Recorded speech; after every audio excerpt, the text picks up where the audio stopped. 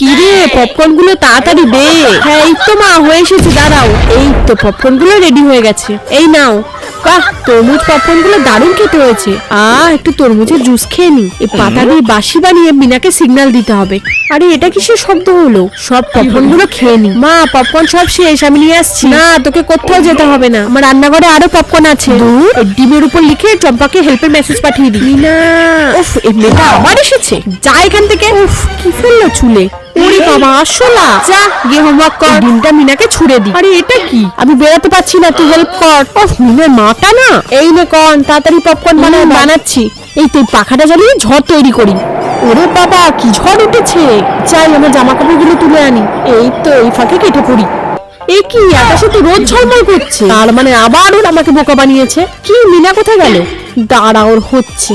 আরে বাহ, dragon dance, সুন্দর ড্রেসটা। এই কি, এটা তো আমার জুতো, তার মানে এটা মিনা। এই বেড়া, এটা তুমি কি করলে? বাবা পালাই। চম্পা, আমি এসে গেছি, চল এবার। চল চল।